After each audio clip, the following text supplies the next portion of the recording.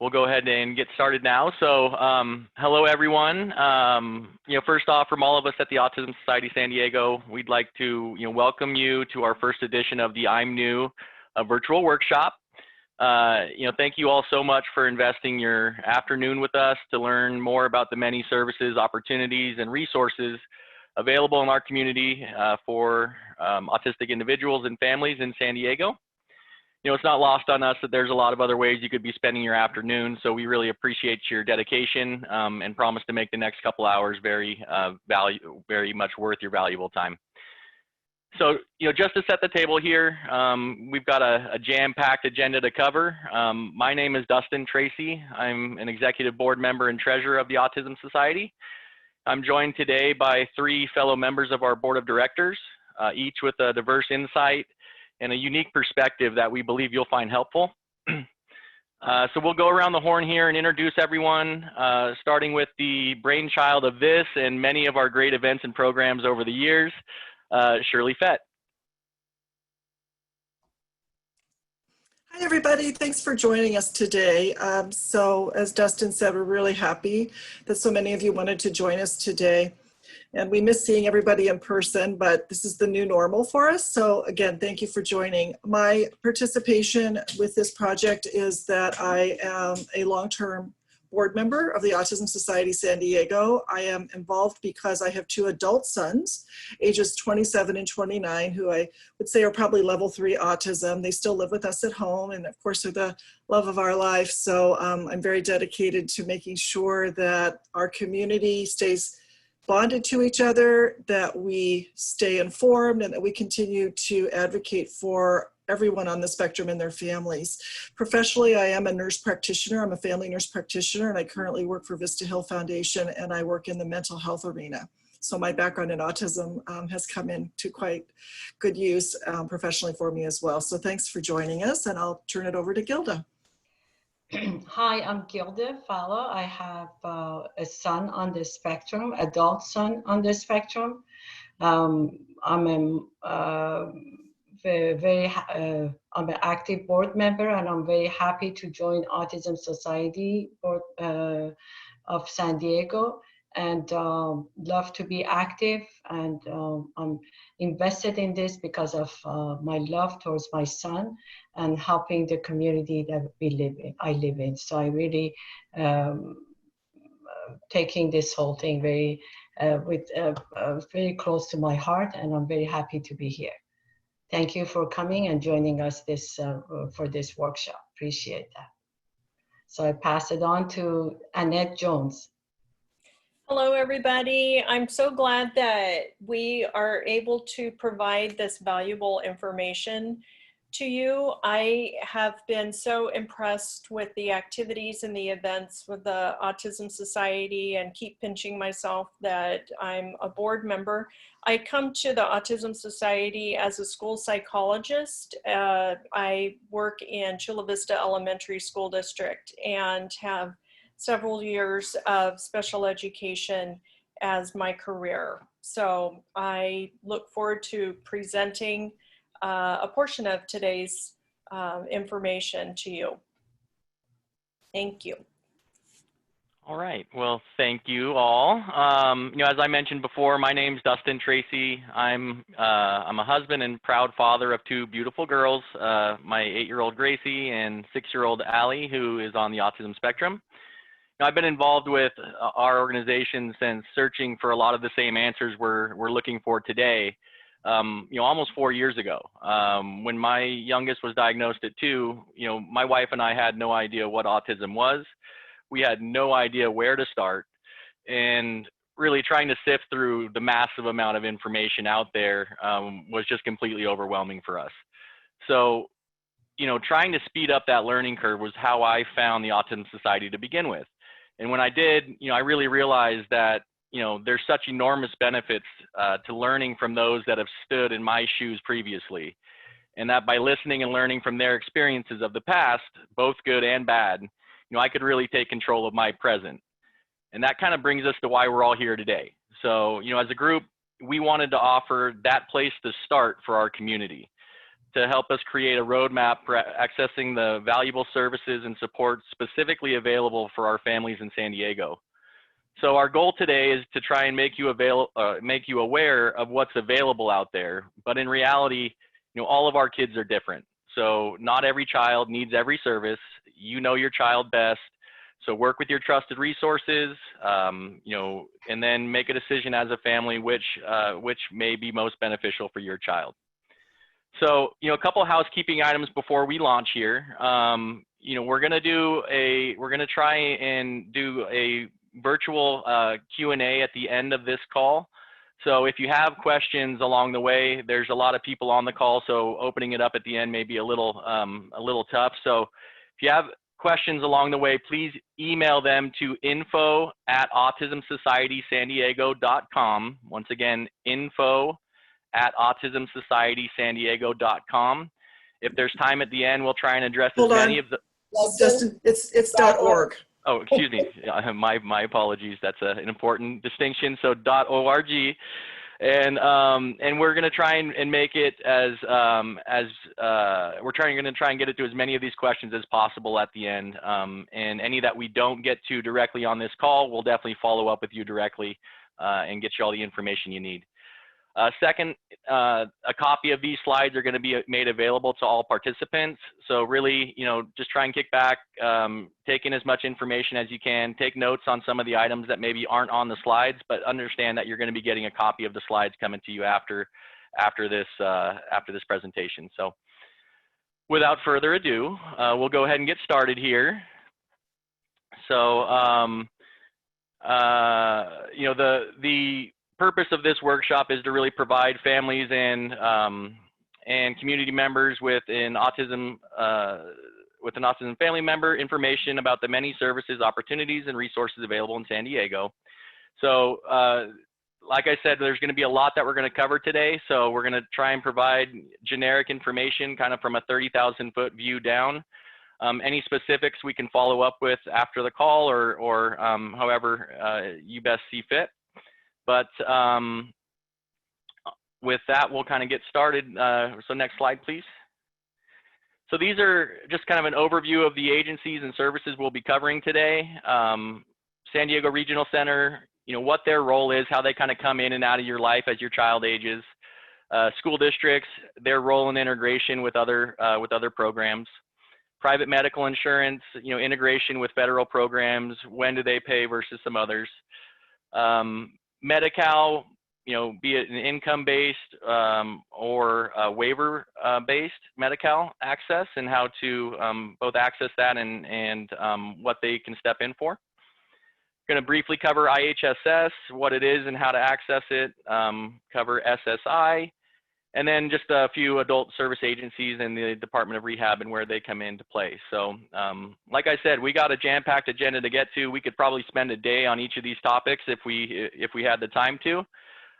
This list is extensive, but it's definitely not all-encompassing. So there are still other things out there. So this is, if there's anything else that you are interested in, please let us know. But without further ado, I'll hand it off here to Shirley, and she can get started on our kiddos. So hi everybody, like Justin said, we tried to make this general information. We don't want to overwhelm you. So I know sometimes when you're particularly new to the diagnosis, you think you have to do everything yesterday, and that's not the case. I will share with you, this is a marathon, not a sprint, so pace yourself. But I think it's important to know all the menu of options available to you and your child. As Dustin said, we all know everybody is different in what they need, but we want to make you aware what's out there, because what's the common thing we always say is, nobody ever told me about that. So we're hopefully going to tell you about that today. So let's start with the under 3-year-old group, early intervention services. And I first want to talk a little bit about how the San Diego Regional Center for the Developmentally Disabled, you will see that referred to as SDRC throughout the rest of this presentation. If you are not currently a regional center client, you should go and become one. You request intake with them, and they do an assessment to make you a client. They are an agency that is funded through the state of California. They are unique to California, and I think there's 22 regional centers in the state of California, and their sole purpose is to be case managers and help individuals with developmental disabilities access services and serve as a case manager and service coordinator for us. And regional center services, somebody asked me this just the other day, are they all done at age 18? And the answer is absolutely not. It's from the time of diagnosis until the person passes away. It's a lifetime relationship, and it's an important one. So as the younger kids go, you become a client to the regional center, and the case manager and you sit down and you develop an individual family service plan. And what they look at is, what are the needs of the child at this time in their life? It could be that you need respite care. Regional center will pay for that. Respite is to give the parents, the caregivers, a break. In other words, a paid babysitter, hopefully someone with experience with developmental disabilities, particularly autism in our case. That's an optional service. They will pay for applied behavioral analysis before the age of 3, ABA, which is the most commonly offered and utilized behavioral intervention for our kids. There are some early intervention programs. There's many in town. Some are at Rady's. There's other county funded programs. We'll talk about that in just a moment. A lot of us have copays with insurance. So if you're paying privately for, let's say, speech therapy or OT in this early time period, but the copays are $50 a visit, that becomes really cost prohibitive. So the regional center can help families with copays for insurance, because if your child has 3, 4, 5 visits a week and every time it's $25, $50, we can all do the math on that and understand that that really adds up. It is needs-based, but it doesn't take much to need it because of the cost sometimes with these copays. The regional center also can assist with early intervention speech therapy and occupational therapy. And that one's mine. Additionally, other early intervention services is applied behavioral analysis. The state of California mandates that medical insurance providers pay for ABA. So a lot of us will go through our private insurance. If that's not an option, then certainly regional center can pay for that. There is something called California Early Start Services. I've put the link on here for that. So when you get the slides, you'll be able to click on these and go directly to these pages. As Dustin said, this is an overview. I can't go into great detail on all the things that they can or potentially offer to you, but we wanted you to be aware that California Early Start Services is another place to land to figure out what you can get for your less than 3-year-old child. Project Impact is a county-funded program. It's parent training. The San Diego County Office of Education Early Education Services, again, a link there. This is for the entire county of San Diego. There are services you can access through the Office of Education as well for that younger age group. Rady's has the Autism Discovery Institute. ADI at Rady's is an umbrella. They have the capacity at Autism Discovery Institute to do assessments, behavioral intervention, parent training, and other programs. And again, if you go to their website at Rady's, you can learn more about that. I do think Autism Speaks put together a very good free, by the way, kit. You can go to their website. It's the 100-day kit, or the first 100 days. It has general information not specific to San Diego or to California, but on what to think about, how to get organized, what to do when your child is first diagnosed, those first 100 days. So these are some resources for you in this area. All right, as your child continues from and transitions from the individual family service plan and into the school district, significant people that you will need to list in your contact base are the school secretary of the School of Residence, the principal, and the school psychologist. Those key people will register your child and proceed with the necessary assessment that needs to take place. There'll be a transition from the IFSP into an assessment for special education services completed by the school district and the school site staff.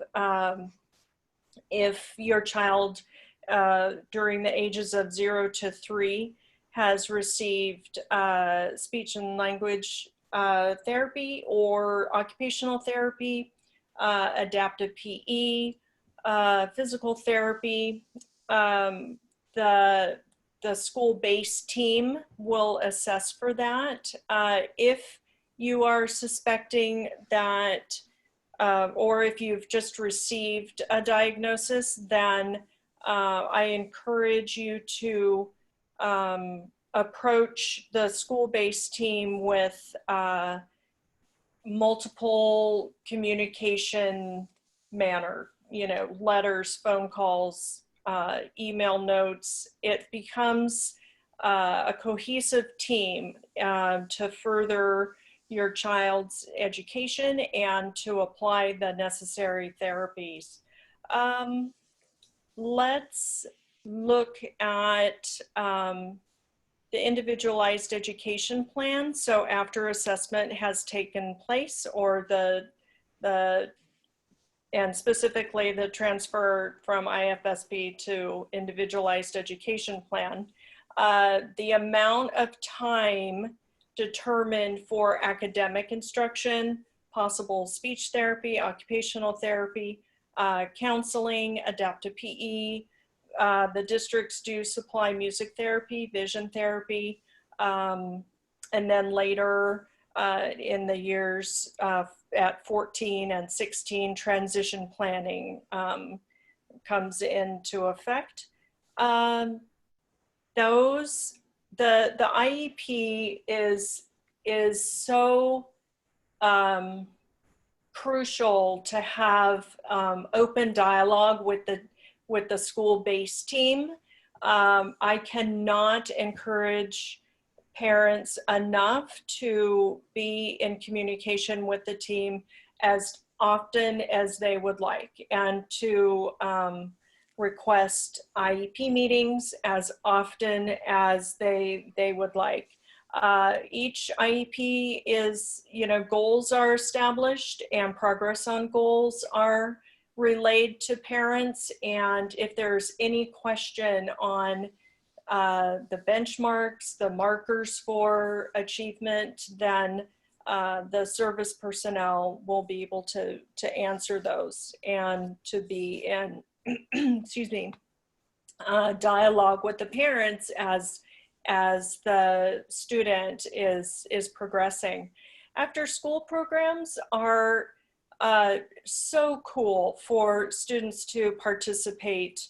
I know several that focus on social skills, others focus on sports, and can be through the YMCA, the regional center, and it's just lovely to see such the progress, and many of those staff members in the after school programs do speak with the school-based team and, you know, parents, and it's just a lovely way of rounding out the child's life and progress, definitely.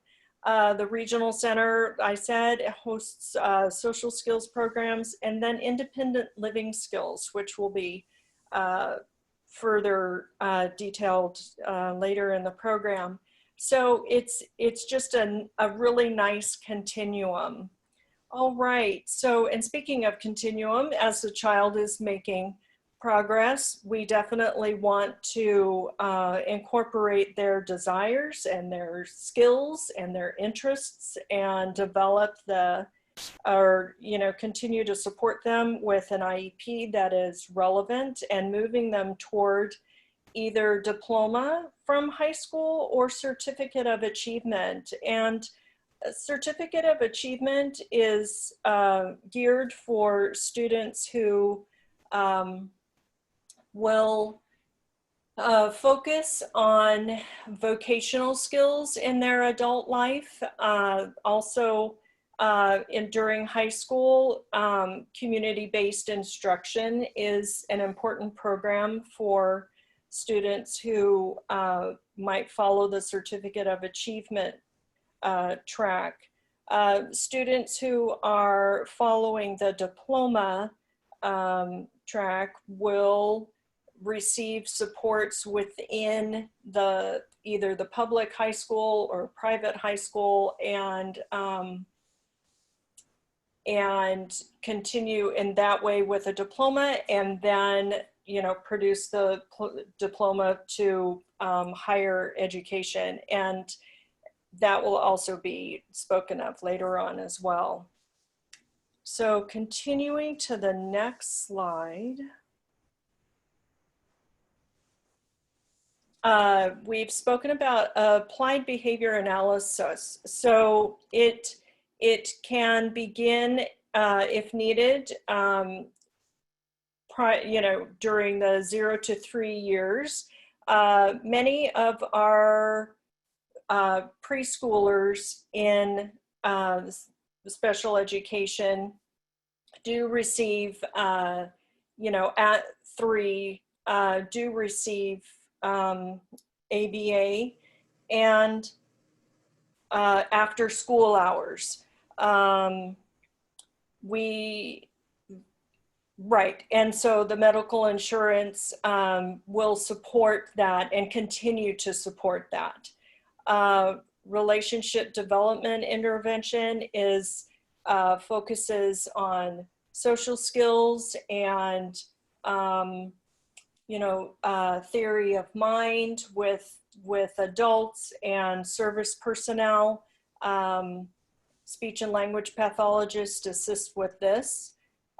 Floor time, pivotal response training are other areas where students are provided with the level of language, and occupational therapy in terms of sensory integration and skills. Ancillary therapies provided by the regional center that we've spoken about can be occupational therapy, speech therapy, physical therapy, music therapy, and vision therapy as well. Music therapy, there are 2 fantastic groups that come in San Diego County that come into the school district. When I was a special education teacher, I had the privilege of observing the wonderful benefits of music therapy, and have seen great progress with vision therapy as well. So, hey, thank you.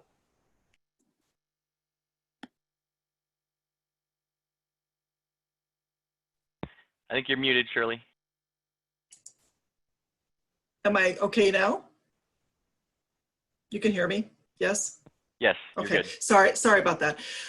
I want to make one comment about this slide because this is always an area of confusion and maybe contention for a lot of us. The only thing that is legally mandated to be paid for by your medical insurance currently in the state of California is ABA. There's a few caveats to that, but generally speaking, ABA will be paid for by your private medical insurance. Many people seem to think that when their child turns 3 and they're hearing from the regional center, okay, we're going to stop speech, we're going to stop OT, we're going to stop ABA. The interpretation is often, oh, I'm no longer a regional center client. That is not the case at all. Once you've been a regional center client, you remain a regional center client. 3 years old is a critical time point for that, because what happens at 3 is the regional center switches off as the funder or the payer of services, and that gets transferred to the school district and to private insurance. So you're still a regional center client. It's just they're not going to pay. That's just the way it's set up here in California. So I want to clarify that for everybody, because that's always seems to be a confusing thing. People think that the regional center, quote unquote, dropped them, when in fact that's not the case. They're just not going to pay for these services because other agencies and there are other vehicles for paying for them. So ABA is typically paid for through your medical insurance. RDI is a real big question mark. You have to ask your insurance if they'll cover it. A few plans do, most do not. If it's appropriate, regional center may step in then and pay. Floor time PRT, same thing. A lot of medical insurances don't pay for it. Sometimes you can get it as part of your IEP at school. You can negotiate that, etc. And the ancillary therapies, again, OT, speech, PT, music, and vision, the regional center is going to want to see that you've tried to get either your private medical insurance or the school district to pay for these services. If they do, the regional center is not going to pay for it. So the takeaway from this I want you to get is the regional center is the payer of last resort during this period of time.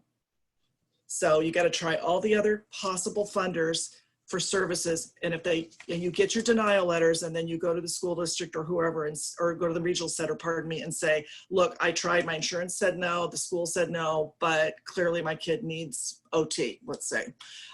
Then you might be able to get the regional center to pay for it. So just wanted to clarify that because that comes up a lot. So regional center, ongoing here.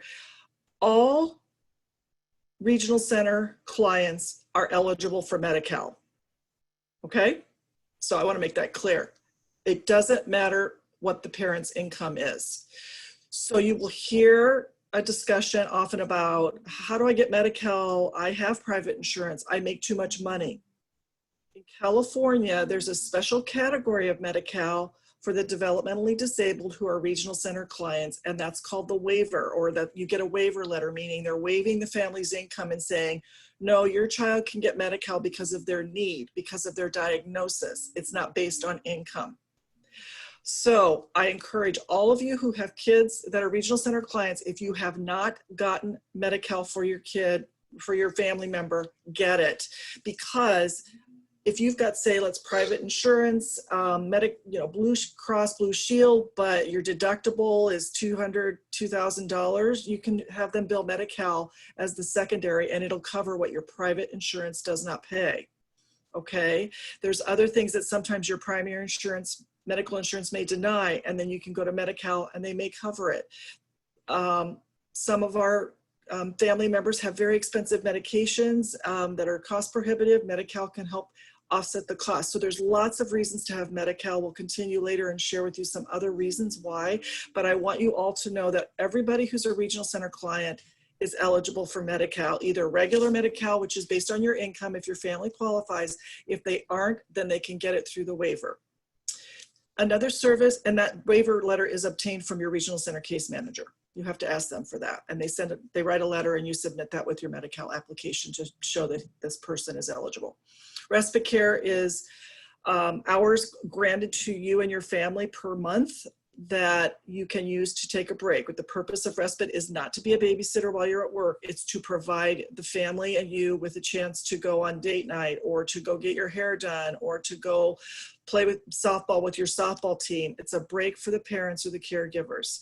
The number of hours you get is always negotiable, and you do not have to provide the person to be your respite care provider. There are numerous agencies vendored with the San Diego Regional Center that provide this service, and you could just sign up for one of them and you can get workers. Many people have workers, the same workers for years and years, and they almost become a part of people's families. So it can be a really valuable service, and I encourage you to ask for respite if you are currently not getting it. Another service that you can get from Regional Center is called in-home behavioral consultations. Let's say, for example, your child, your adult family member, the person in your life has developed concerning behavior. Let's say, I think I was talking about this, somebody, sleep difficulties. They're not sleeping and their sleep is totally dysregulated, and you're exhausted and you're like, I've tried everything. And you can request from your case manager at Regional Center a consultation for a challenging behavior or a problem that you're facing that you can't solve. They will send in an experienced behavioral specialist. It could be a social worker, a BCBA type person, who will come in and talk to you. They'll observe the individual, get a history, figure out when it started, it ended. Ooh, pardon me, my son had to.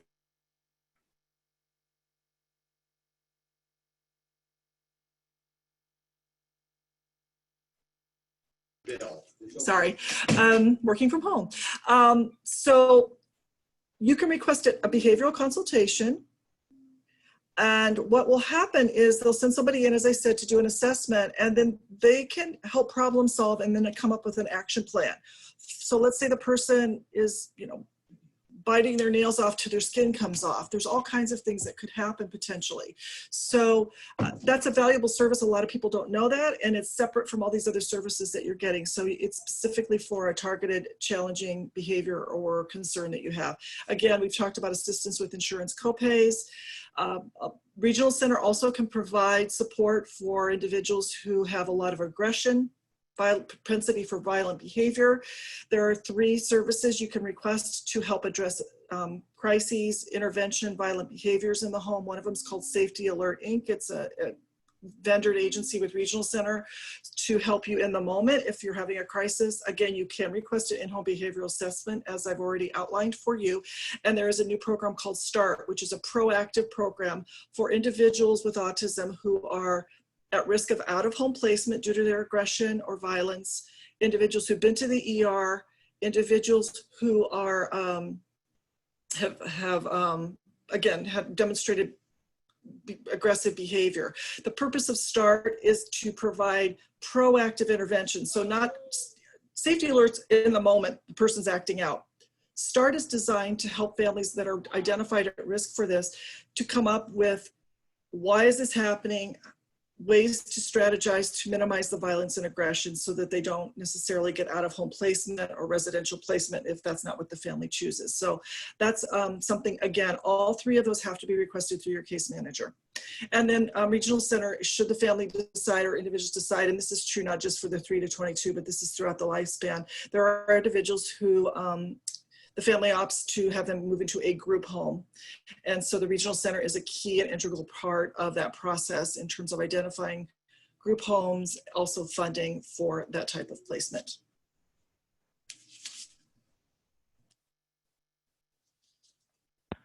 All right, so it's Dustin Tracy again, and you know, professionally, I am a financial planner, and so that's where a lot of my expertise comes into play here. So we're gonna go over some of the important financial aspects, and you know, financial planning and estate planning are generally challenging exercises in the best of circumstances. So you add in some complexity of designing an effective plan, and you know, the complexity just significantly increases for those that have one or more special needs family members in the household. So, you know, typical planning goals such as paying for college or, you know, spreading out wealth equally between children, all those have to be reconsidered, and really the structure of how these things are set up become, you know, very, very, very important. So, you know, just to start off here, there's some income and asset limitations that are consistent across a lot of the qualifying for public benefits, and that's the Medi-Cal and SSI in some cases. So as Shirley mentioned, under 18 for Medi-Cal, there is no income or asset threshold. There is a waiver for that.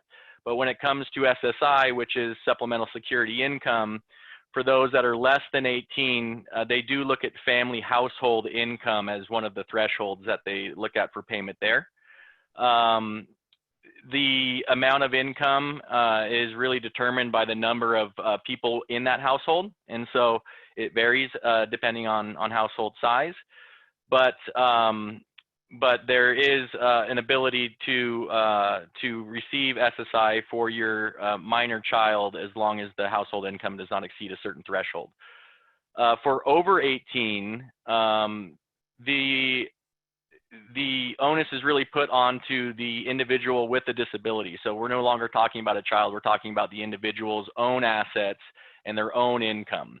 And so once they turn 18, there's no look at household income anymore. What they do look at is they look at the individual with a disability, they look at their income, if there is any. And if there is any, the benefits that they can receive can be reduced for SSI, and with the asset test, it's very much more straightforward, where an individual that's 18 or over needs to have less than $2,000 in their name, or $3,000 if they're married, to still qualify for these public benefits. So what are those public benefits? We covered one, that's Medicaid or Medi-Cal in California, but SSI is the second one, and really this is it's a federal program run by the Social Security Administration. They make monthly payments to disabled individuals that have low income and few resources. So for those under 18, they can receive SSI as long as the household income does not exceed a certain threshold. For those over 18, the income and asset tests are put into place. But it's very important to realize that if you have an adult, an adult child that's still living in your household, they can still be eligible for SSI. They don't look at the household income in that case. They look at the individual's income. So if that person still lives in the house and is either not working or does not have significant assets to their name, they're eligible to receive this supplemental security income. So details available for that on socialsecurity.gov, or on any of this stuff, really, please feel free to reach out to me through the Autism Society email, and I'm happy to meet with any of the families on here to discuss their specific needs. So moving down a little bit, educational funding. Traditionally families have used custodial accounts and what are called 529 savings accounts for providing educational funds for college and for other items. Traditionally that's a very effective way for our typically developed population, but for individuals with disabilities, it's really not the most effective way to provide for that. There are limitations around 529 accounts, which they need to be used for post-secondary school education. So after high school, they got to, so it's going to college, it's going to other training programs like that. There is an ability to access limited amounts for pre-secondary education now. That's a relatively new rule, but it's still fairly restrictive. And even more so, you look at custodial accounts, and in the past, this is how a lot of people would save for college for their children. And the problem in a disabled environment is that the assets in a custodial account are viewed as the child's assets. So they would actually count against the $2,000 limit that would disqualify these children from otherwise receiving the public benefits that we previously talked about. So the more effective, definitely newer option is the ABLE accounts. These were created in 2014 through the ABLE Act, and it basically gives tax advantage treatment for qualified disability expenses. So whereas in 529 accounts, they were qualified educational expenses, qualified disability expenses are education, housing, transportation, employment, training and support, assistive technology, personal support services, healthcare expenses, financial management, administrative services, and other expenses which help improve health and independence or quality of life. So as you can tell, I mean, just a much bigger, much broader array of items to benefit from in that style of arena. The ABLE accounts themselves are able to hold up to $100,000 of assets, and those assets will not count against these public benefit limits. So any amount above and beyond the $100,000 that are in there would then be looked at as against the asset thresholds, but anything below that is exempt. And what's important about the 100,000 in assets is if you do exceed that in an ABLE account, what's nice about it is that the SSI benefits will be suspended, but your Medi-Cal benefits are unaffected in that case. Whereas if you just had over a certain dollar amount in a checking account, you could be disqualified from both, from having access to both vehicles. The important thing to think about really ABLE accounts and special needs trust, which is the next thing we're going to be talking about here, is the payback provisions. So as you fund these accounts over time, the amounts will build up, they'll be used for any expenses, and at the passing of the individual with a disability, if there's residual funds in these buckets, what they do is they're actually flagged for payback to the Medi-Cal, it's the Department of Healthcare Services. So they're required to recover an amount up to the value of the services received by Medi-Cal. So what's important to realize is that when you put money into an ABLE account, it's not as if those funds are there and then at the passing of that individual, they're able to be brought back out and they're still family assets. they are to the extent that you can pay back Medi-Cal for all the services you've received, but in absence of that, there's a little bit more complexity there. So the next thing is special needs trust. So these are another way that you can save for individuals with disabilities and not disqualify them from receiving public funds. So there's a few different ways that you can administer a special needs trust. There's a self-funded trust, which is where an individual with a disability receives an inheritance. They receive proceeds from a lawsuit. They're given a gift from grandma. And the disabled person takes that money that's now in their hands and they put it into the special needs trust. If that's the way that it's funded, that trust it will still shield the assets from the limitation test, but they are still subject to that payback provision. So at the death of the individual with a disability, Medi-Cal will have to be paid back from the remaining assets in that trust if there is any. Another option is the pooled trust. This is very similar to a self-funded trust. It's a little less expensive to administer over time. And basically, the individual with the disability, their assets are put in a pool with other individuals, and those funds are collectively used to fund any expenses that come along for your specific child or individual with a disability.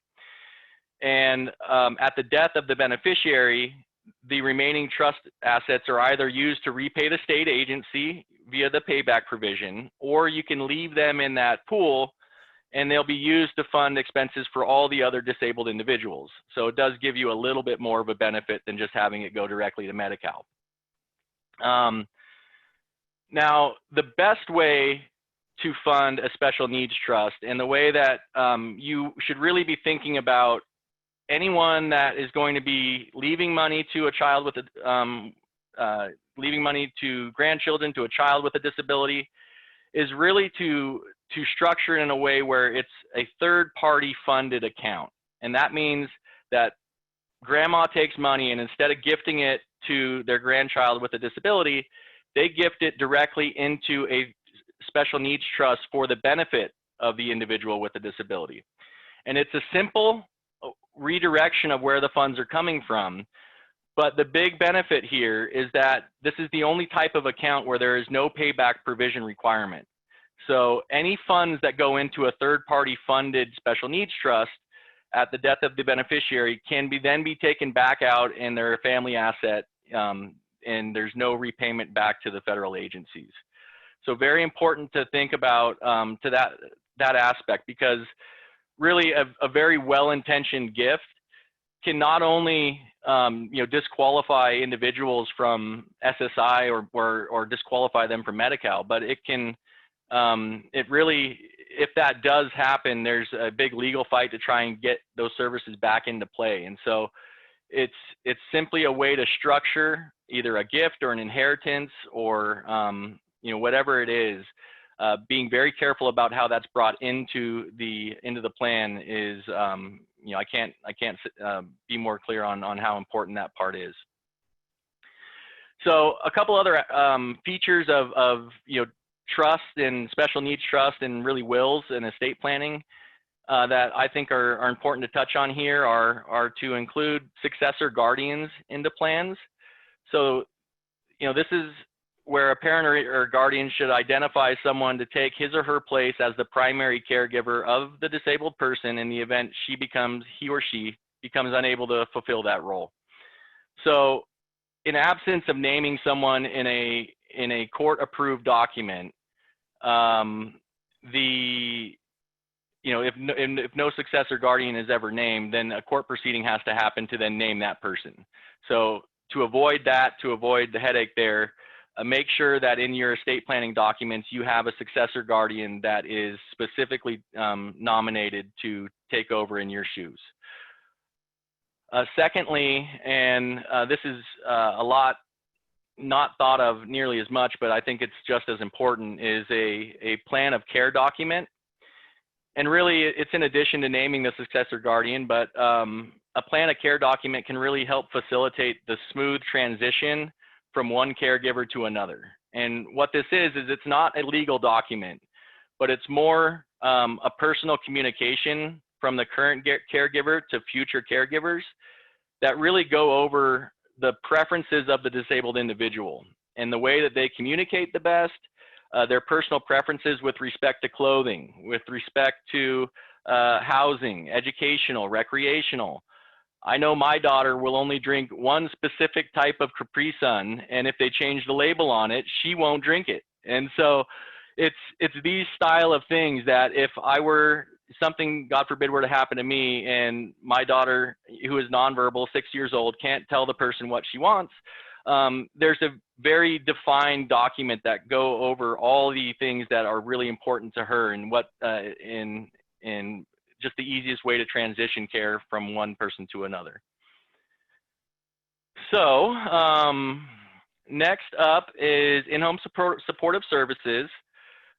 In-home supportive services is provided to individuals with low income who are blind, disabled, 65 years or older, and require personal assistance and other services so they can safely stay in their home. So this is where you can basically, hire a caregiver, or the parent can become the caregiver of their own child. And this is through, for young kids, it's something where you get a Medi-Cal waiver, and then you request that the county come out for an assessment. And they do an assessment, and they basically look at the amount of time that the parent or whatever caregiver it is has to spend with their 6-year-old versus another parent or caregiver with a traditionally developed 6-year-old. And for the additional hours it takes to basically keep that individual safe and in a good spot, the parent or caregiver can then get compensated from the agency to do that. And it's basically a way for it's considered an alternative to out-of-home care, such as nursing homes or boarding care facilities. So if we weren't going to be doing this, someone would have to be doing it. And so it's the agency's way of basically compensating the parent or the caregiver for things that they're already doing that are above and beyond. So it's a pretty nice benefit there. And so, in conclusion, for the financial planning aspect here, just proper planning can enable a comfortable lifestyle for loved ones without compromising their government benefits. It can really help ensure appropriate arrangements are made for continued care, companionship, and financial support of a disabled family member. Any attendee should consult with their financial advisor, professionals who specialize in this type of planning, just to see how it relates to their specific situation. As I said, I'm available here for anyone that wants to go a little bit deeper into what I've covered today. But in the interest of time, we're going to move it on.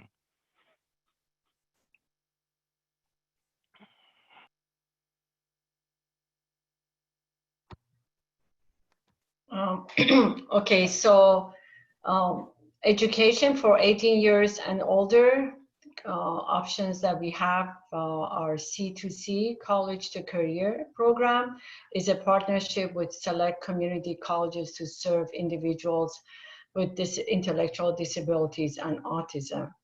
And C2C students must be Department of Rehab and regional center consumers. The program provides employment preparation and soft skills training, in addition to some instructions in independent living skills and campus inclusion.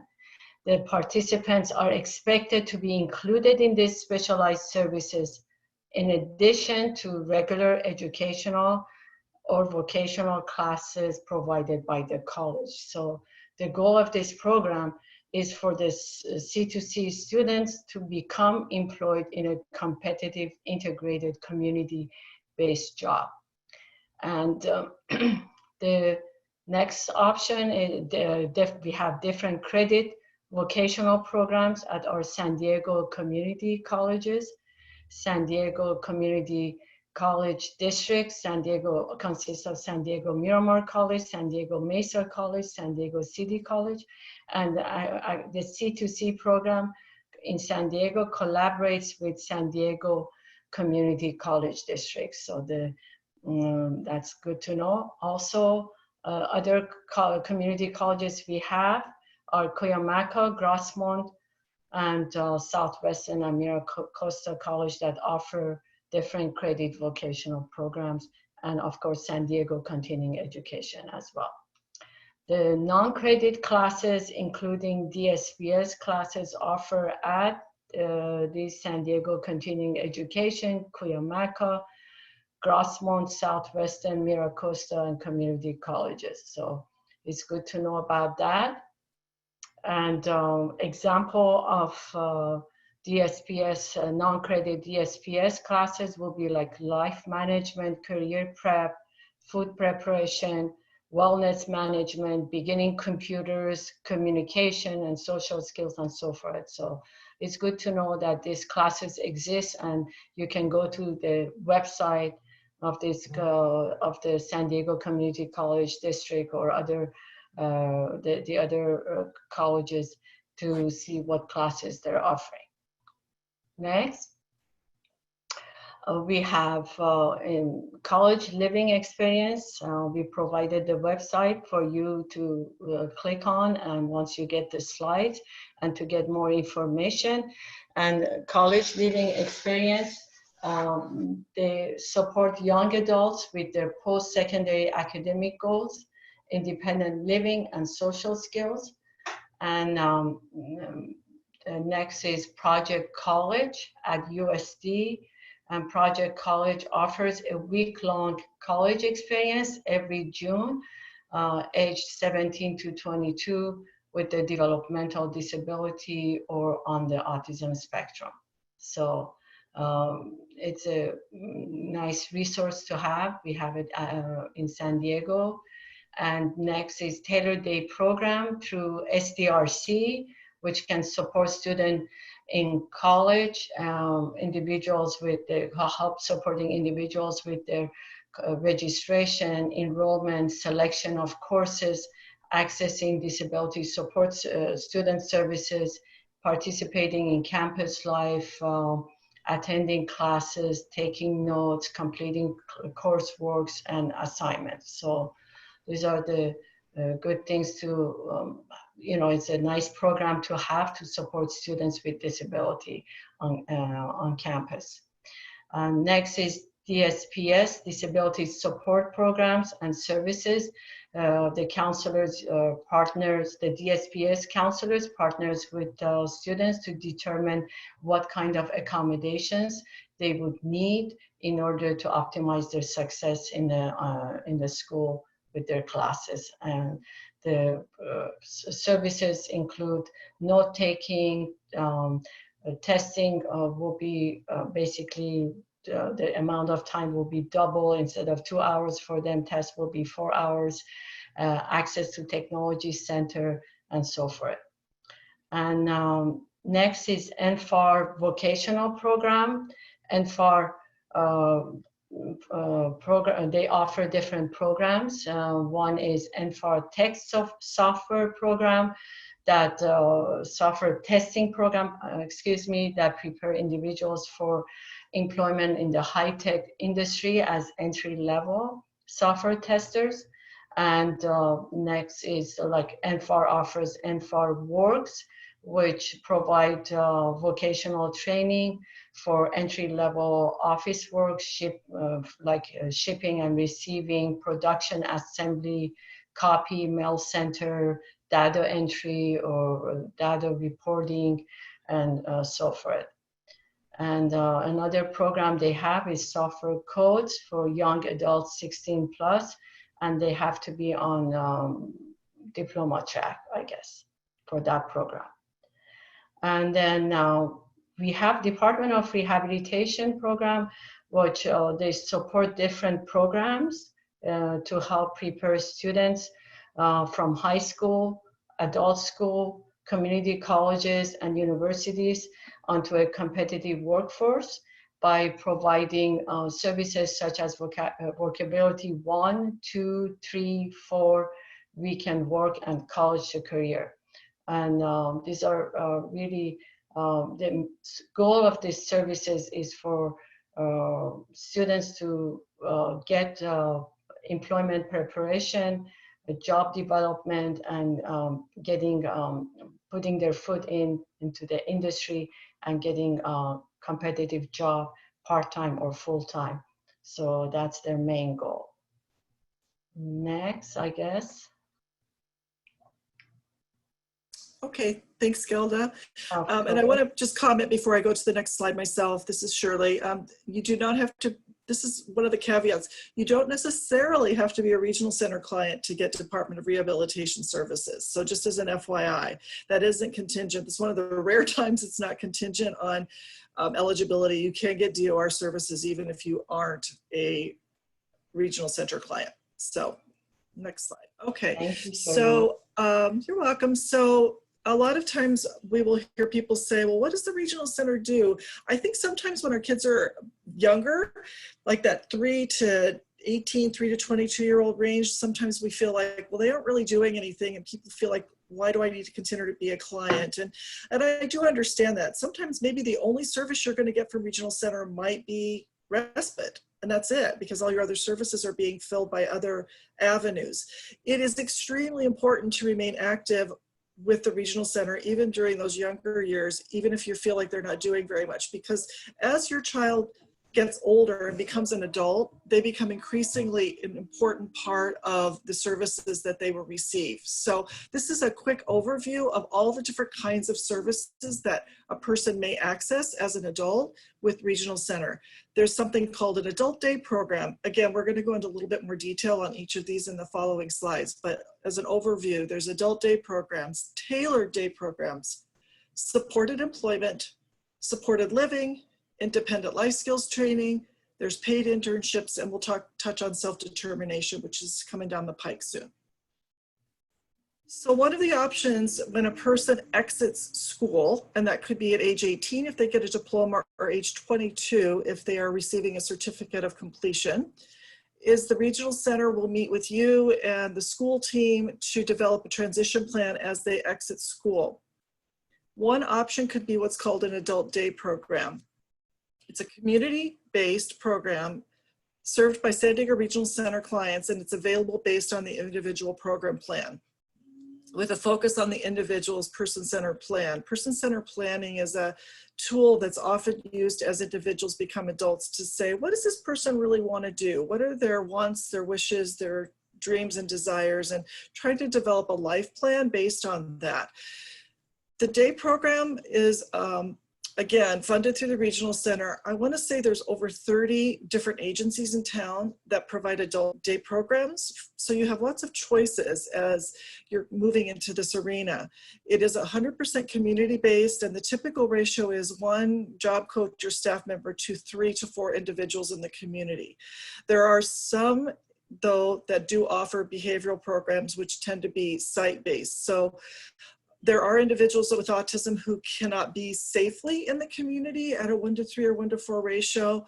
And so some of the agencies do provide what we call behavioral programs, which would be more site-based. So that'll be important for you to think about as you're planning for your child to exit school and move into the adult arena. What are their skills? What are they capable of? Can they be in the community all day or not? What are the types of services you might hope to get from a day program?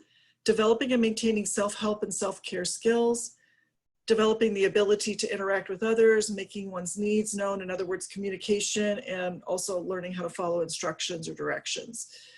Developing self-advocacy and then some employment skills. Developing community integration skills such as accessing community services. That could be riding the bus, things like that. Behavior management, if it's applicable, as I mentioned, there are individuals that have significant behavioral challenges, and so there are some programs that do focus on behavior management to help improve, and developing social and recreational skills.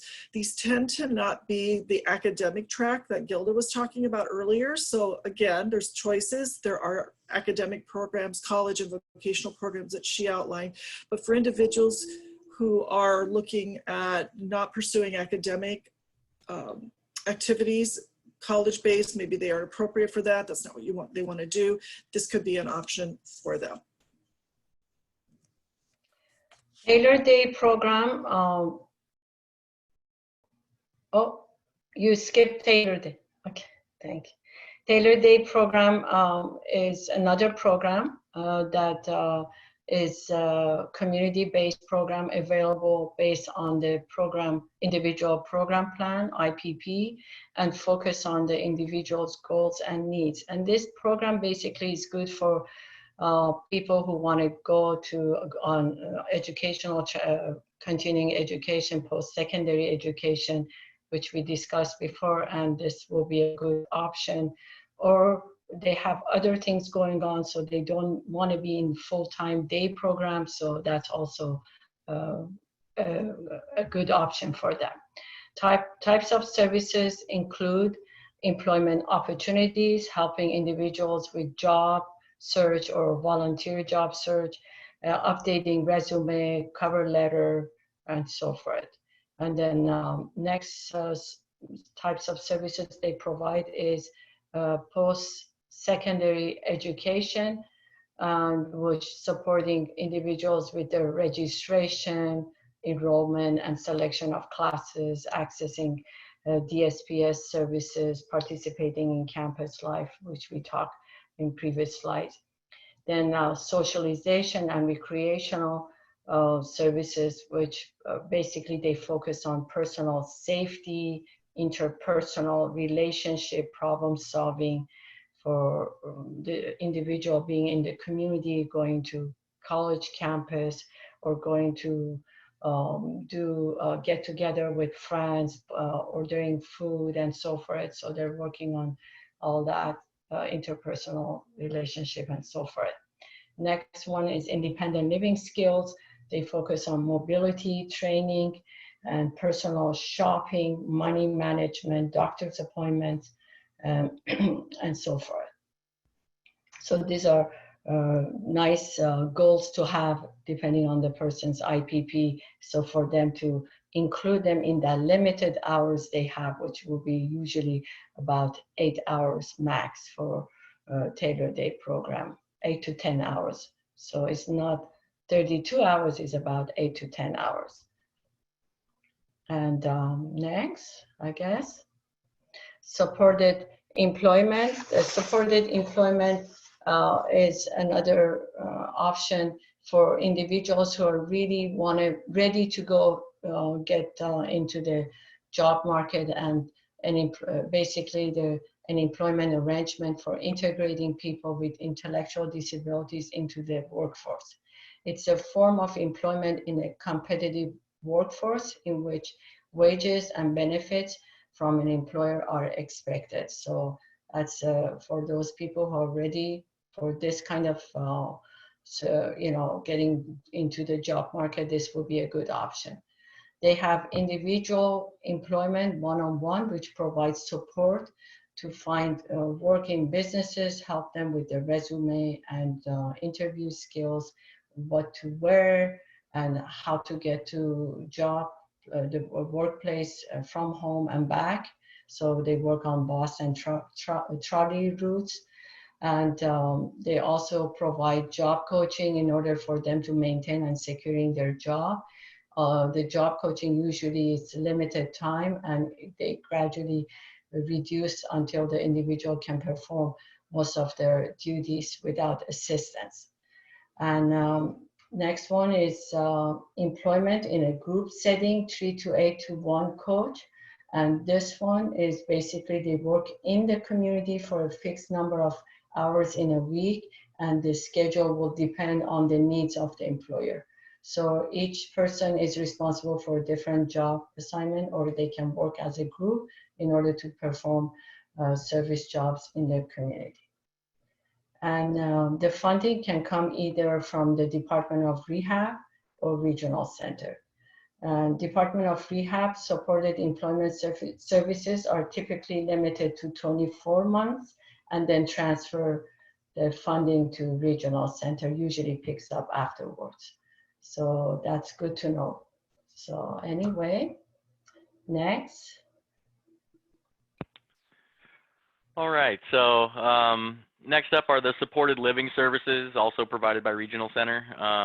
And these consist of a broad range of services to adults with that developmental disabilities who, through the individual program plan process, choose to live in homes they own or lease in the community, available starting at age 18. And so, you know, this is where, you know, these services typically help individuals exercise meaningful choice and control in their daily lives, including where and with whom they live.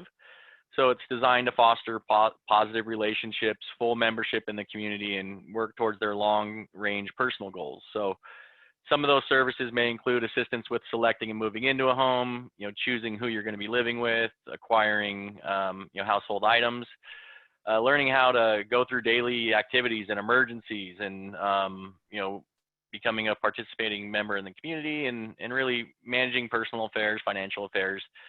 You know, a lot of times the individuals who choose to live in their own homes and their agencies or other people who support them, they'll often need information about affordable housing options, sources of financial support such as SSI, and how to stretch, you know, the limited budget to meet their living expenses. So, you know, these are common challenges for all of us, and definitely skills that that need honing.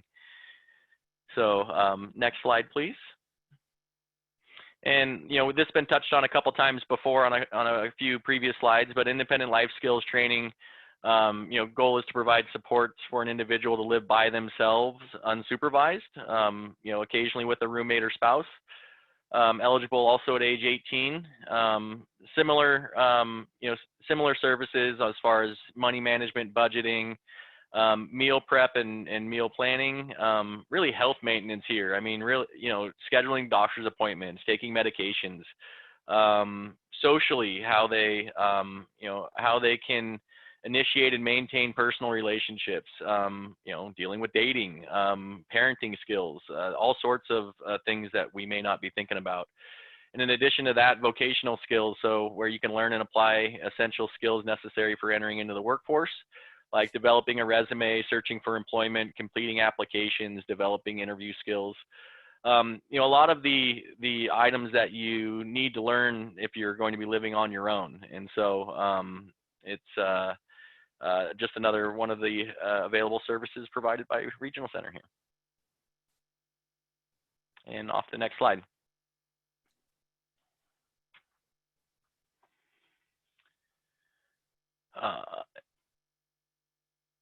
Gilda, you're muted, Gilda.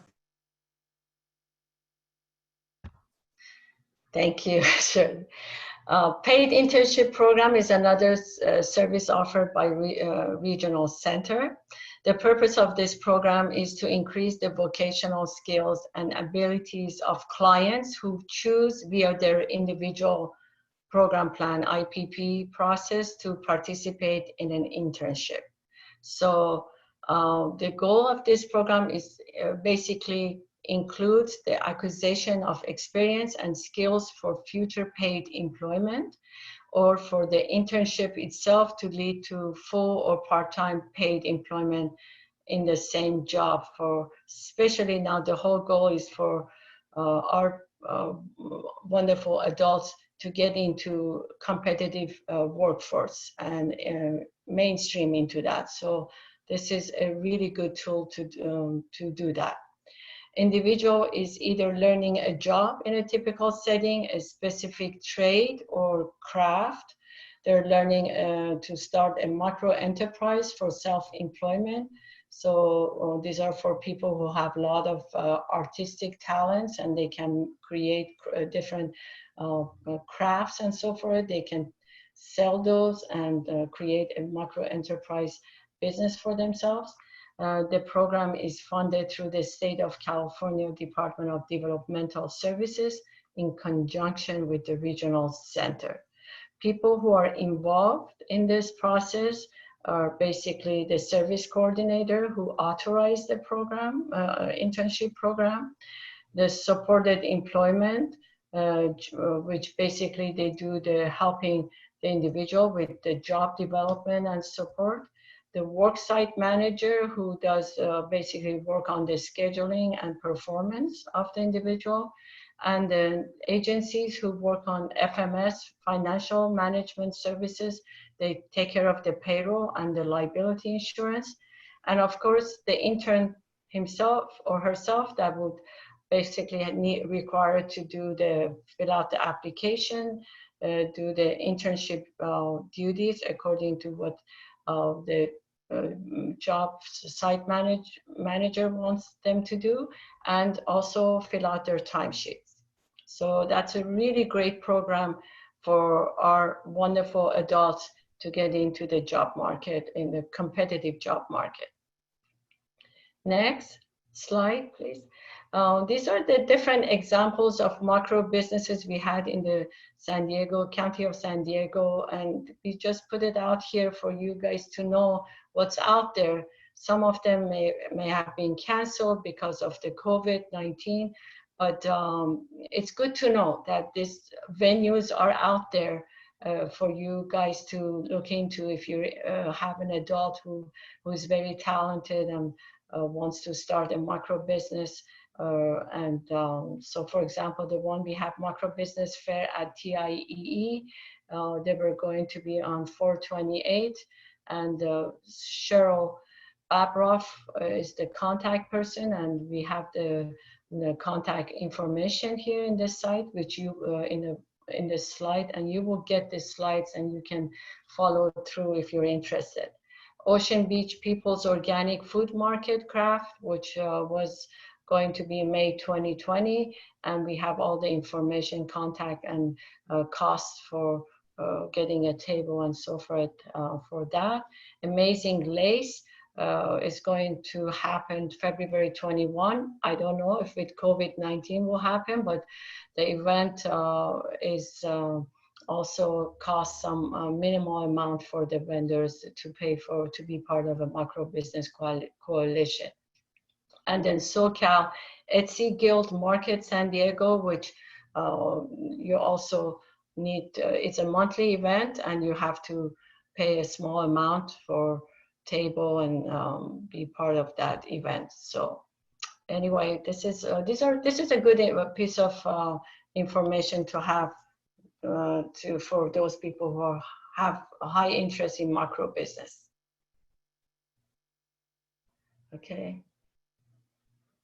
So you're going to start hearing increasingly more and more about something called self-determination. This is a regional center program.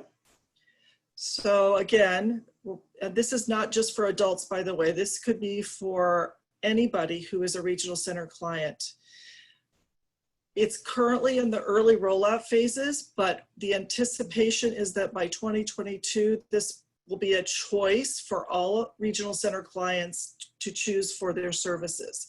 Just as the name describes, you could go into the regional center and say, I want to be part of the self-determination model. And what that means is you'll sit down with the case manager of your child, or the adult will, and they'll say, okay, these are the services I have been getting. I've been getting respite. I've been getting supported employment. I've been getting independent living skills. I've been getting my occupational therapy. They'll look at what you've been consuming, and then they'll say, okay, last 2 years, we spent, let's just say for the sake of conversation, $20,000 on you. But you are telling us that you would rather be doing things differently than what we're currently vendored for. So as you go through this list, you can see there's very, very well-defined, structured things that the regional center will pay for. You can't go rogue from that currently, meaning you can't just go, well, but I want to do equestrian therapy, or I really want to pursue another activity, but the regional center says, sorry, that's not a contracted service. Even though you may feel like your child would really, really benefit for this thing that the regional center doesn't pay for. That's where self-determination comes in. They'll say, okay, last year we spent $20,000 on your services, $50,000, whatever it is. you come up with a list of what you would really like to have if you're in the self-determination plan. So you may say, you know, I really think I would like my person to get equestrian therapy paid for, or go to summer camp. Summer camps are currently not paid for by Regional Center, but a lot of people have said, why can't I pay for my child to go to camp? It's so good for their social skills. Why won't Regional Center pay for that? They don't. In the self-determination model, you could. They basically give you a pot of money. You don't just get to go to Disneyland 10 times on that account, by the way. You have to get it approved by the case manager and other individuals in Regional Center. So it has to be reasonable things that are truly going to be beneficial. And there is oversight by various layers of oversight. I don't need to go into detail. But the gist of this is this. You can be thinking about, if you're frustrated right now with saying, the Regional Center doesn't provide me with what I really need or what I feel my child really needs. You may down the road want to choose self-determination. They aren't going to give you an unlimited credit card and say, okay, you get $100,000 of service. It is going to be somewhat based on what you've previously had allocated to you in previous years.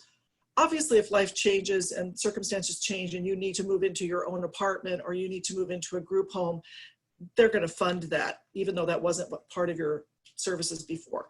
So down the road, this is going to be an option for everyone. You do not have to do it, but I wanted to make you guys all aware that this will be coming down the pike and it's in the early rollout stages. So it does give you the freedom and flexibility to plan over your personal resources, building a life in the community. Again, this could be also for younger kids. You have an individual budget from which you can purchase what you need and you want, versus saying, I want this, and the regional centers come back and says, we don't pay for that. This is the way to go.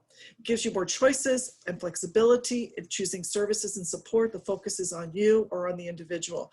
Who helps you do this? Your family and friends. You could, oftentimes family will get together and develop that person-centered plan that says, you know, Johnny really wants to become an astronaut, so he wants to go to space camp every summer because this is his thing. Well, Regional Center's like, I don't pay for that. But now in self-determination, technically you could. You could send him to astronaut camp if that's what he really wanted to do, and that was his life goal. The Regional Center Service Coordinator helps you with this, and there's other people, like I said, there's other layers of management that come into play, an independent facilitator, and obviously financial management services. They don't just plunk the money into your personal bank account and say, here you go, spend it. There's a financial management service that's contracted to provide that. So I share this with you not because it's readily available to most of us right now, but it will be. And the move is going to be in this. That is not to say that all these other programs and services are going away that we've already talked about, but they're trying to give everyone more choices and more options to be more individualized and fulfill the needs of each of us. So that's a little bit about that. Other things to consider when an individual turns 18, this is a big question, a big conversation, is applying for conservatorship.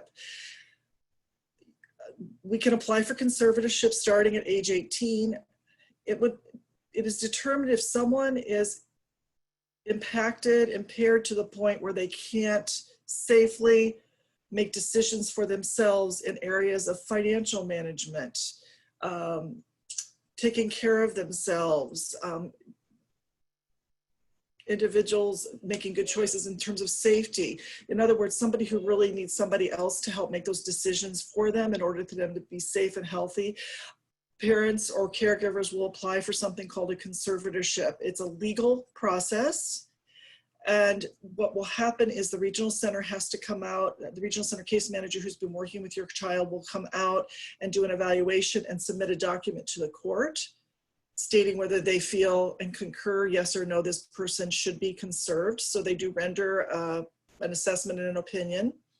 There are attorneys involved. Usually parents who are applying for conservatorship will hire an attorney.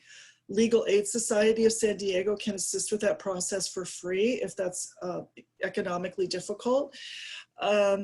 And then you have to go in front of a judge who determines yes or no, this person is conserved, and certain people are identified to be their conservators.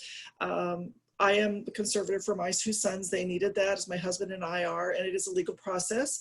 So it takes several months for this all to roll out. You can start the process before they turn 18, and you eventually will get a court date where you go in front of the judge after all the appropriate assessments and documents have been filed. And so it's a question mark. I can't answer for anybody. It's a very individual decision on whether or not to conserve someone, but it's certainly something you need to be thinking about and aware of so it doesn't come up as a surprise to you.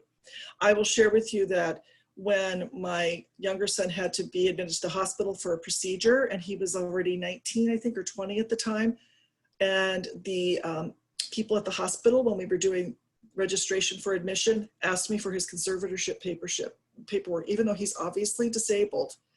He can't answer their questions because he's nonverbal. They needed to see that legal document because legally he was legally an adult. And so just saying, well, can't you see they're disabled or can't you see that they need my help is not legally sufficient. So it's a little bit of something you really need to prepare for and think about, because in cases of emergency or things like that, they won't talk to you. These kinds of people, unless you have proof that you are their conservator and have the authorization legally to speak on their behalf, sign documents on their behalf, this type of thing. So be aware of that. As Dustin touched on earlier, SSI, so Supplemental Security Income, is something that our kids can get prior to the age of 18 if the family unit qualifies economically, financially. At 18, your adult child is now detached from your finances and they are deemed their own entity. Most of our kids at age 18 do not have a lot of assets or money. I'm not saying everybody, but they usually qualify based on their disability, based on their disability and their low income. So I definitely encourage people to apply for SSI. Sometimes people are like, well, my child's going to college and, we're hoping that they're going to, pay for themselves and be independent. Great. Just because you apply for SSI at 18 and they get it doesn't mean they're going to be on it forever. If their life circumstances change and, after they've gone through supported employment training or job training or ed school and they get a good job and they don't need to be on SSI, then they're not anymore. But it's definitely something you should consider while they're transitioning to adulthood and if they need that financial support. You're leaving money on the table if you don't try, in my opinion. And the other part of that is as an 18-year-old, if they get approved for SSI, they automatically will get Medi-Cal. The two are attached. So that's important as well. I'm not going to spend a lot of time on this point, but those of us that are getting older and as our children get older, when we apply for our own Social Security, meaning the Social Security that we are entitled to because of our work life, when we decide to retire, when we apply for Social Security through the Social Security Administration, our adult dependent children can get 50% of our Social Security, which in most cases is going to be more than SSI, the Social Security Supplemental Security Income. So for example, if they were getting $700 a month on SSI, you retire and your monthly retirement is $2,800, they will get $1,400 as an adult dependent child. So I share that with you for those of you that as you march down the road, just if you're young and you think it's 100 years away, it isn't. So I'm just letting you know now, keep that in the back of your mind. So when you get down to that retirement age, it's like, oh yeah, I remember that a long time ago. They said, I think my adult child can also benefit from that. So it's more money. And eventually your adult child will also be able to be eligible for Medicare. Once you as, again, the parent, once you're on Medicare for 2 years, then your adult dependent child also would get Medicare. So side note on that. I think it's important we get really attached to our pediatricians when our kids are little and we love them and we see them regularly because we're going in for well child checks. And then all of a sudden at 18, your pediatrician says to you, you got to find an adult doctor. Be thinking about that, okay? And be prepared for that and start looking around for where you might transition healthcare. Medi-Cal will not pay for you to see the pediatrician after age 18. It's just they won't refund pediatricians. And this is, it's not that they don't like you. It's not that they don't want to see your lovely child anymore. It's because they don't get reimbursed after age 18. It's just the way Medi-Cal works. So they have to transfer you to adult care. Private medical insurances, they have more latitude. I know a lot of pediatricians that will sometimes continue to see your child till they're 22, 23 or older. That's their personal choice. Private insurances don't have that strict cutoff for age with reimbursement. And then I mentioned Medicare. As we all get older, our kids can get on Medicare once we as parents are on them as well. You can opt, once your child turns 18, to include them on your private medical insurance. Currently, with the Affordable Care Act still intact, you can keep your adult child on your private medical insurance until age 26. That is an option for you.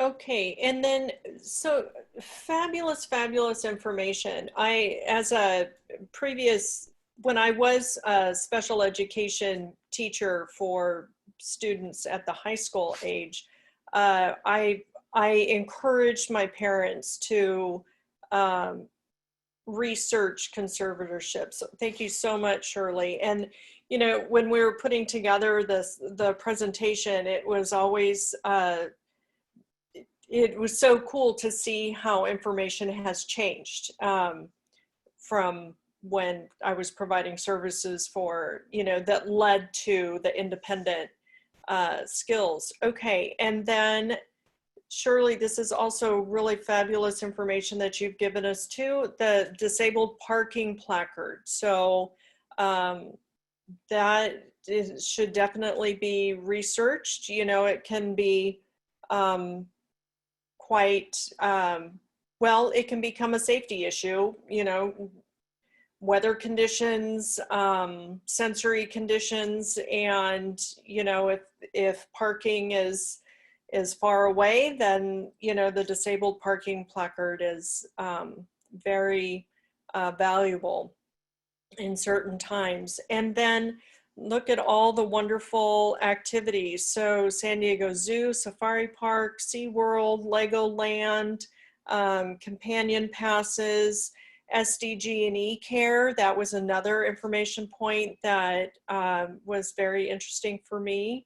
And then Legal Aid Society as well. That was informational. So we encourage you to seek this information.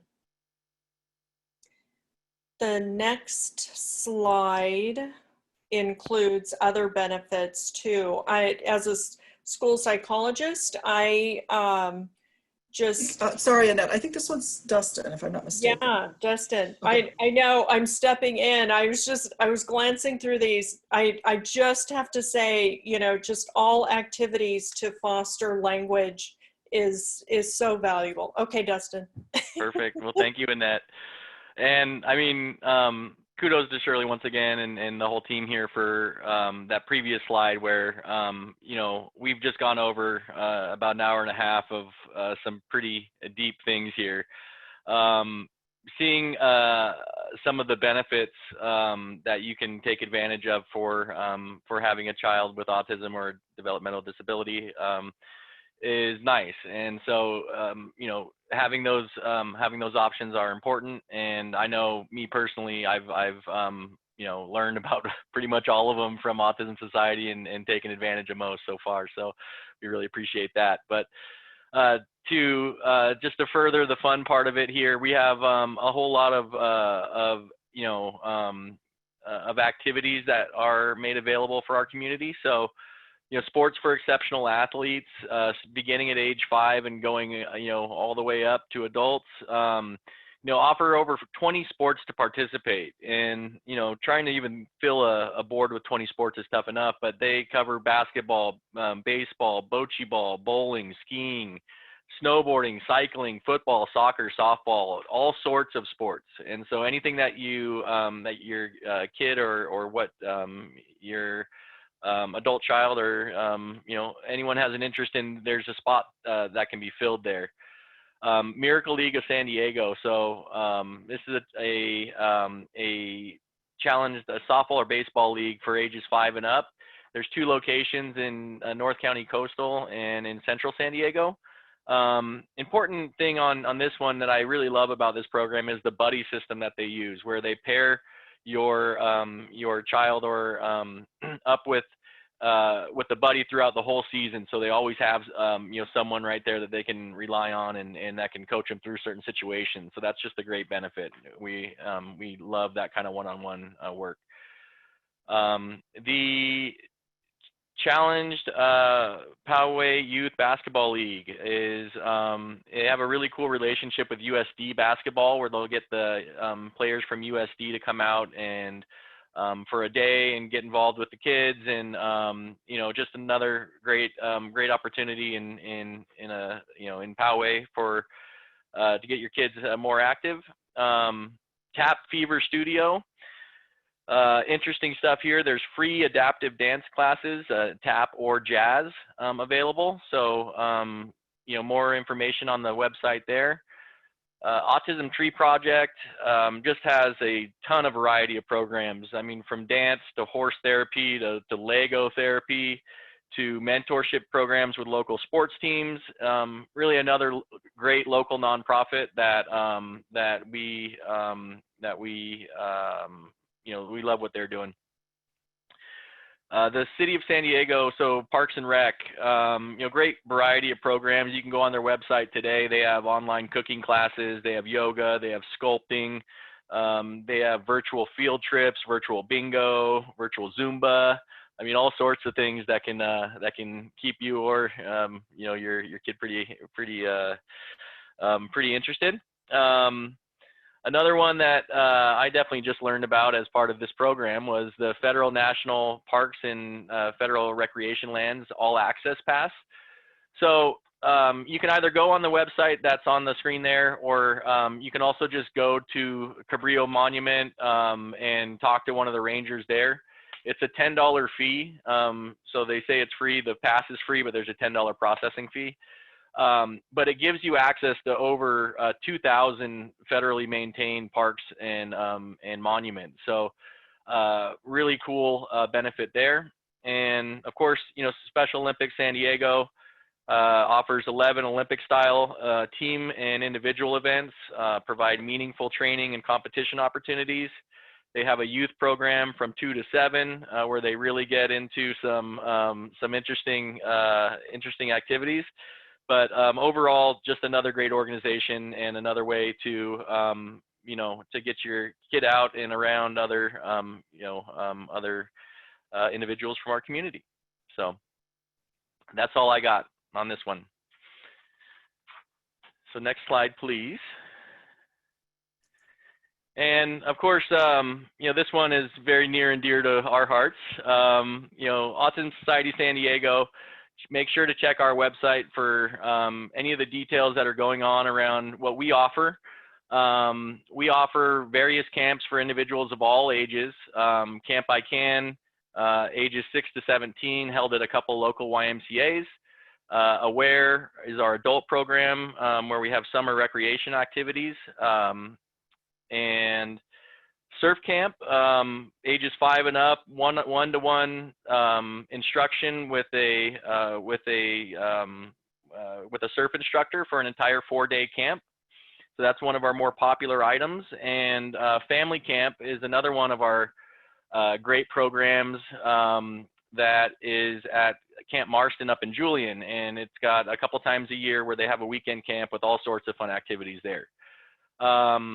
Other, you know, monthly autism-friendly events that that Autism Society supports and runs are the, you know, the La Mesa Library autism-friendly events. They've had puppeteers, they've had miniature ponies, they've had clowns, they've had story time, face painters, sensory items, all sorts of stuff there. So, so check the website for details on that. Pool and gym nights have been on hiatus for a little while, but as things clear up, you know, those will begin to be going off on a monthly basis again, with pool nights in the Claremont Boys and Girls Club and gym nights at the Ecke YMCA up in Carlsbad. And on top of that, you know, we have monthly social support groups. A few of these are still on hiatus. We've had a ever popular virtual happy hour that's gaining traction, so that is still going on right now. But we have both teen and adult social groups. We have adult information and support. Really broad array of items for both for individuals with autism and family members looking for support and help.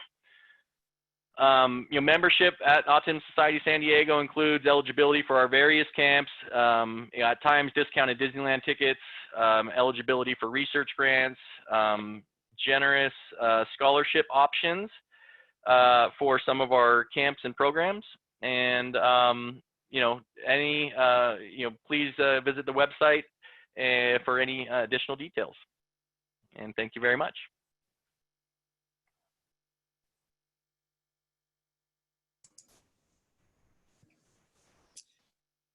So this is a summary of some other agencies in town and services that we wanted you to be aware of. We've already mentioned multiples of these, but just giving you the websites and who we are. Dustin just reviewed a lot of what we as an organization, Autism Society San Diego, does. Our board is all volunteers, and we're really dedicated to serving the community, and our website is listed there. NFR stands for the National Foundation for Autism Research. Again, they are a San Diego-based nonprofit, do a lot with the vocational training, and they do have a mom and a dad's group. I would encourage you to also check out their website. I think it's really important when you're a parent, just figuring out what works for you, what you feel you need. So the nice thing about this list is there's a variety of places you can land with different programs and different services. ATPF is Autism Tree Project Foundation, again mentioned earlier, has many, many different types of programs and options available for both your child as well as you as a parent or a caregiver. Another active group is TACA, it's the Autism Community in Action. They do some informational meetings here locally, and you can check out their website to see what they've got going on. Home of the Guiding Hands is a vendored agency here in San Diego, vendored with the San Diego Regional Center, and we mentioned this here. They do I think it's a 6 or 8 week series. It's called the Life Planning Project. You can get it paid for by the Regional Center, going back to what can the Regional Center do for me. It's really good for those of you that have kids that are getting just a little bit older, and they don't necessarily have to be 18. They could be 12, 13 years old, and you want to start figuring out, how do I plan for their life? And they go through each week a different topic. Home of the Guiding Hands Life Planning Project. So if that sounds of interest to you, you could check it out. There's a link to it there. They don't run it continuously all year round, and I certainly don't know what's going on right now with COVID, but I think it's good to get on their wait list, or at least get on their email list, so when they do start to ramp it up, I wouldn't be surprised if they start doing some online training like we are doing, just because that's what we have to do to get connected to each other. But it is worth looking into. Again, it talks about some of the things that we've mentioned today as far as thinking about planning for the future. I strongly encourage you to look at Take Me Home. It's a program that's unique to San Diego County. It's monitored through the Sheriff's Department. The purpose is to alert law enforcement. If you call 911, your child has run away, or you don't know where they are, or they're missing, you could call 911, say, my child's in the Take Me Home. And what that has done is you've pre-registered your child on their website. It is secure. It includes their demographic information, name, date of birth, age, description of what they look like. You upload a photo of your child, a face shot. I'll never forget when I was updating my son's shot, I knew they were looking at it because the police officer emailed me and said, can you send us a clear picture of Derek? So I knew they were looking at it and really tried to make sure they had a good picture of the individual. So you send a face shot. You also say verbal, nonverbal, will respond to command, anything like that that you feel is important for law enforcement, first responders to know about your child. And I think we all have to be mindful of this in the reality of our times with so many shootings and different weird things going on right now. It's a concern that I truly have for my sons, because they wouldn't stop if a police officer said, stop and put your hands up. They wouldn't follow commands. And it's scary to me if this happens. So I think this is something to consider and to look into if you feel it's applicable. And this is for all ages. Autistic individuals can look into being part of one of many self-advocacy organizations. I just list ASAN here, Autistic Self-Advocacy Network. There's a lot of activity for autistic individuals who want to connect with each other and have a voice in the community. I think it's really important that they do and that we listen to them. So self-advocacy groups are out there if you are on the spectrum. And we got to the end of our presentation. If you have questions right now, I think we've got a few minutes. I'm going to ask you maybe not to verbally jump in, but use the chat feature on if you can, and type questions in. Again, those of you who are here today are welcome to, you will be getting a copy of our slide presentation. So a lot of these links that we put in here should be readily available to you. We know it was a lot of information, but we also felt it was really important that you just sat and listened and didn't have to worry about scribbling down notes all the time. So we are going to share this with you. I'm going to... Perfect. So we have a couple questions that came in via email. So we'll hit those off first, and then we'll go through the Zoom chat, and I have those all pulled up in front of me here. So we'll nail those down. I'll let you moderate that, Dustin. That pops up. Yeah, I'll moderate it. And then Okay. It looks like a lot of them are dealing with the things that are a little out of my wheelhouse. So I'll probably defer over to you and Gilda for that. But number one, are there any services for adults seeking a diagnosis? Yes, and what I would suggest for an individual who is an adult who thinks they have autism is, if you have medical insurance, you can ask for a referral to a psychiatrist or to a psychologist. Those are two types of people who can diagnose an individual. So my first recommendation would be, if you have insurance, Medi-Cal or private insurance or Medicare, seek a referral and get an appointment with a psychiatrist or a psychologist. If that is not an option and you are an adult, San Diego State University Autism Lab is doing research on adults with autism, and I have referred a few people over to them, and if they feel you qualify based on their initial screening that you may have autism, they will do an assessment to determine the diagnosis as well, so that if you want to participate or be considered for a research study for adults, that's another possibility. Perfect. Next up is, what are options for independent living with support in San Diego?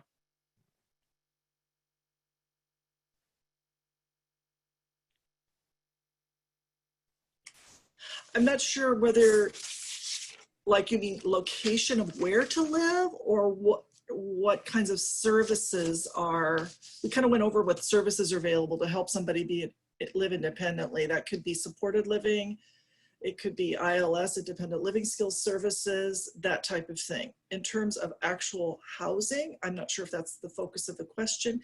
Gilda knows a lot about that. Okay. I let her maybe speak to just what housing is available.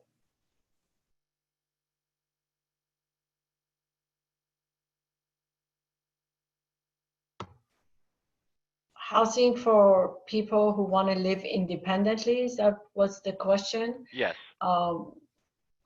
There are a lot of options that supported living agencies out there that vendors by regional center, and they can contact the service coordinator to get the list. And there are some projects going on, housing projects going on in San Diego. One is in Poway, Villa de Vida, that the application was taken, I guess, a couple months ago. And now they're basically processing the applications and selected people and going to towards the process of interviewing. So that those are the options. I know there's some options available outside San Diego. Shirley, you remember that the project was in Lake Elsinore, that I don't know if that's gone through or not, but there are a couple, but that one is a private one. It's not going to be rendered with regional center, so it will be different. But there are a lot of apartments here in San Diego, but they have to go through the supported living agencies to get into those living situations.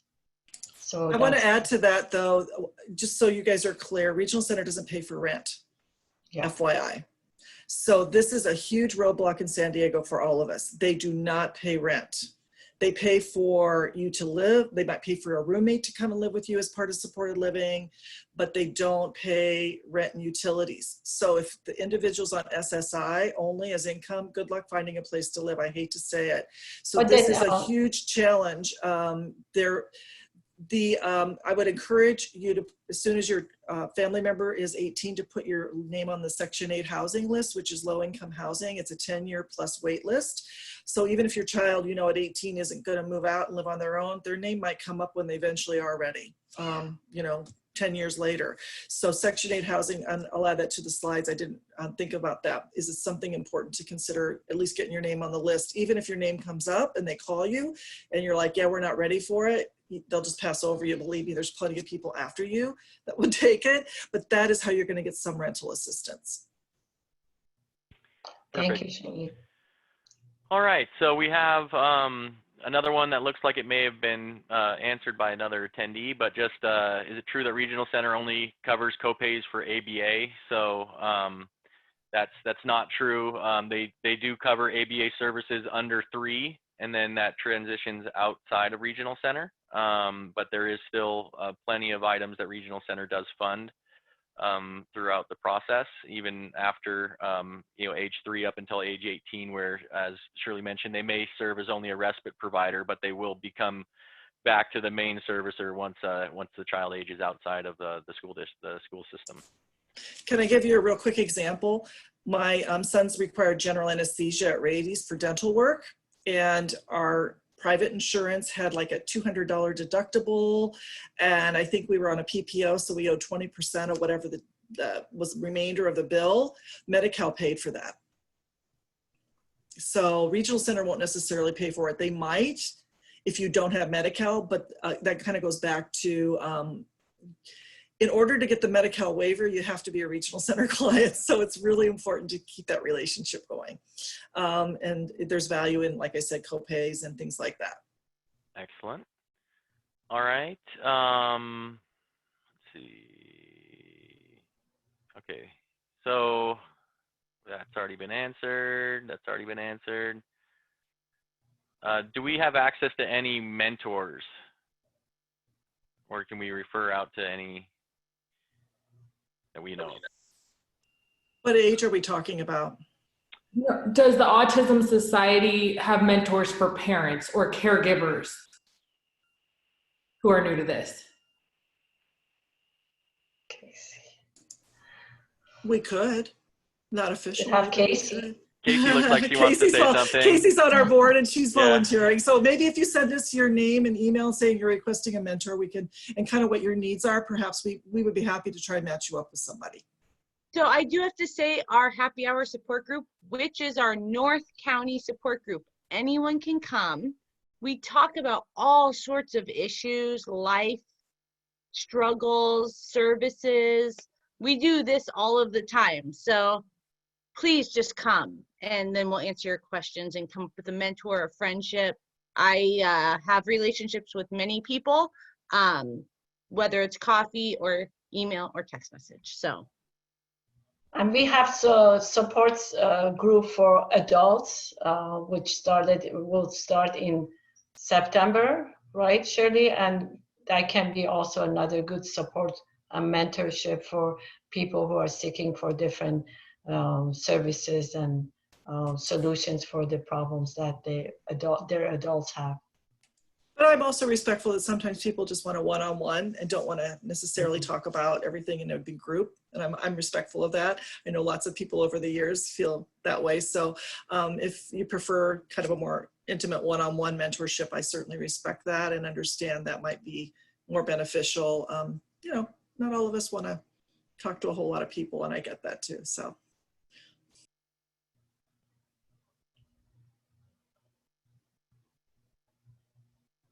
You're muted, Dustin. There we go. All right, so next one is, does SSI count IHSS as income? Before age 18, I think it does. And after age 18, I don't think it does. It does not. That's why I put the question. IHSS is not counted as income.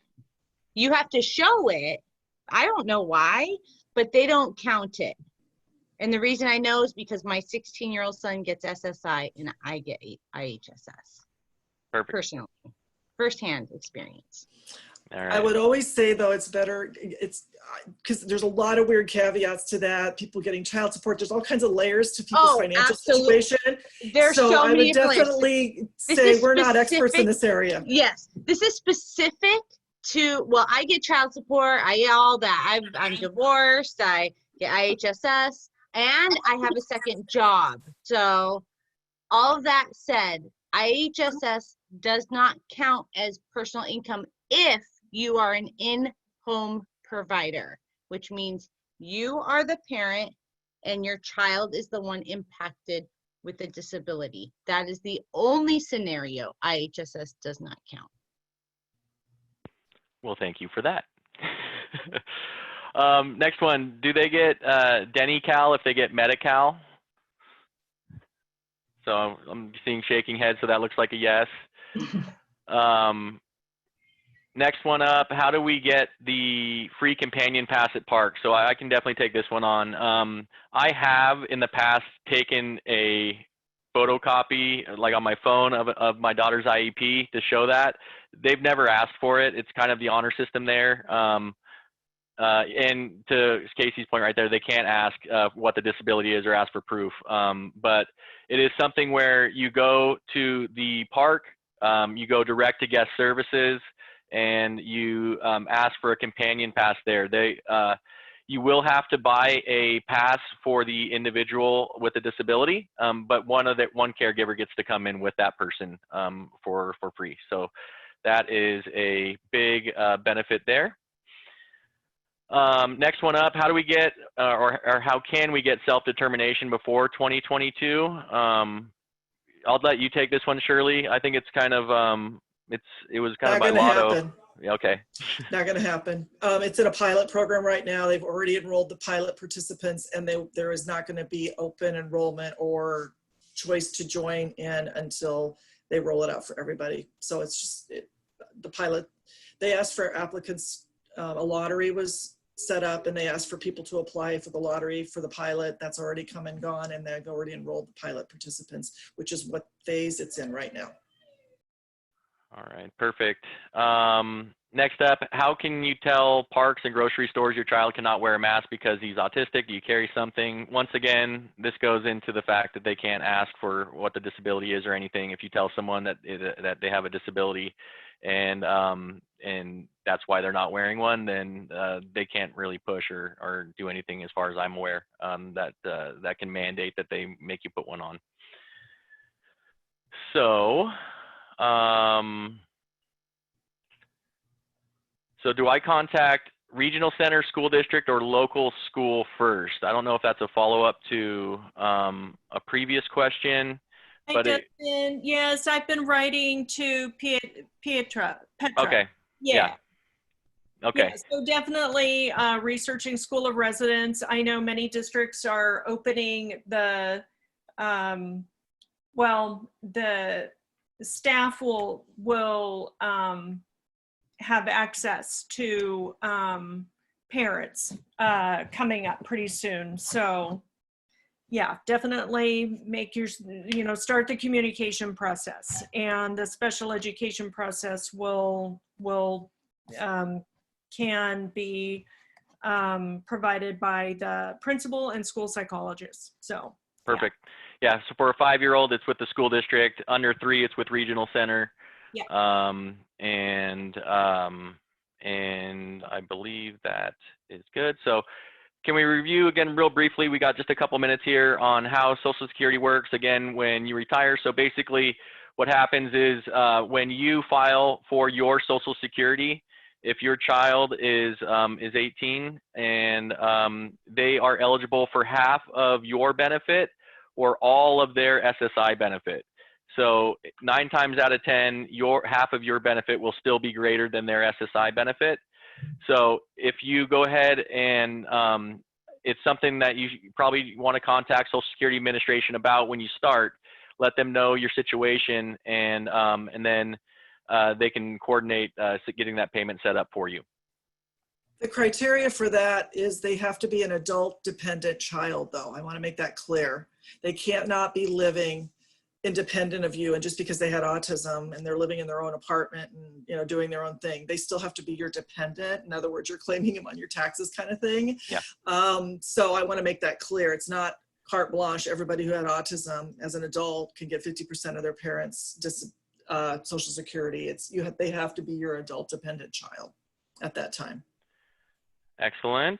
And, you know, question for everybody right now, and really the $24 question for going forward is, does anyone have a way for distance learning for COVID for our community? It's going to be exceptionally difficult. I mean, I don't think there's an easy way to answer that question. We're just going to kind of have to see what it looks like when the school districts roll it out, and try and find a way that they can make it work for the individual educationalized plan, because it's going to be exceptionally difficult.